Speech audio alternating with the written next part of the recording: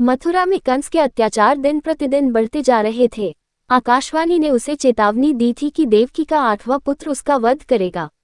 उसी भय से कंस ने देवकी के कई पुत्रों को जन्म लेते ही मार डाला। परंतु भगवान की लीला अपार थी।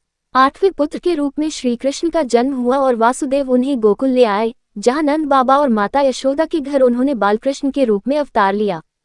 गोकुल में श्री कृष्ण की बाल लीलाएं चारों ओर आनंद और प्रेम बिखेर रही थीं।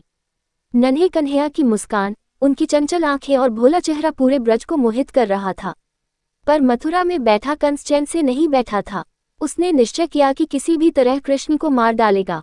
कंस ने अपनी भयानक राक्षसी सेविका पूतना को बुलाया। पूतना को वरदान प्राप्त था कि वह बच्चों को मार सकती थी और किसी भी रूप में बदल सकती थी। कंस ने आदेश दिया, गोकुल जाओ, वहां जन्मे उस बालक को खोजो और अपने विषैले स्तनपान से उसका अंत कर दो। पूतना ने सुंदर स्त्री का रूप धारण किया। उसने अपने स्तनों पर तीव्र विष लगाया और गोकुल की ओर चल पड़ी। उसका सौंदर्य इतना आकर्षक था कि कोई यह नहीं पहचान सका कि वह एक भयानक राक्षसी है। गोकुल पहुंचकर उसने देखा, नंद बाबा के घर आंगन में पालने में लेटे नन्हे श्री कृष्ण। माता यशोदा उस समय घर के काम में व्यस्त थीं। पूतना ने मीठी मुस्कान के साथ कहा, मैं एक साध्वी हूँ, इस बालक को आशीर्वाद देने आई हूँ।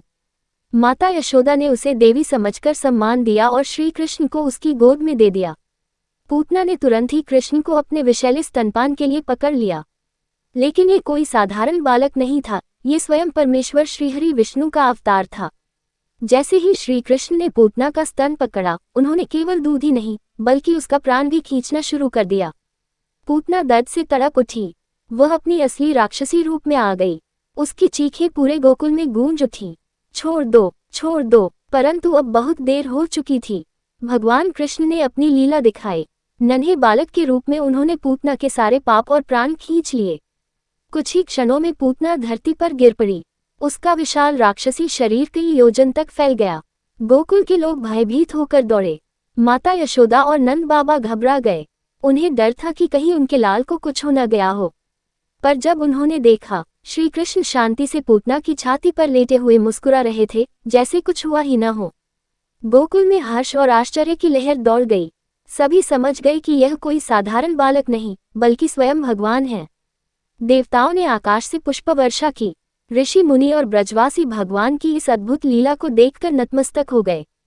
सबसे आश्चर्य की बात यह थी कि पूतना को मोक्ष प्राप्त हुआ, क्योंकि उसने मातृत्व भाव से, भले ही छल से, श्री कृष्ण को स्तनपान कराया था। भगवान इतने करुणामय हैं कि उन्होंने उसे एक मातृत्व भाव को स्वीकार कर लिया और उसे सद्गति दी। वन इस लीला से शिक्षा वन। भगवान की रक्षा में कोई बाधा टिक नहीं सकती। जो भी प्रभु के संपर्क में आता है, उसका कल्याण निश्चित है। भगवान की करुणा इतनी अपार है कि वे अपने शत्रु को भी मोक्ष दे देते हैं। बालकृष्ण की लीला ये सिखाती है कि ईश्वर का रूप चाहे जितना छोटा दिखे, उनकी शक्ति अनंत होती है। गोकुल फिर से आनंद और भक्ति से भर गया। माता यशोदा ने अपने लाला को सीने से लगाया और आंखों से आंसू बहने लगे, आंसू भय के नहीं बल्कि ईश्वर की लीला को समझने की भावना के। जय श्री कृष्ण फोल्डेड हैंड्स। जय नंदलाला नीला दिल।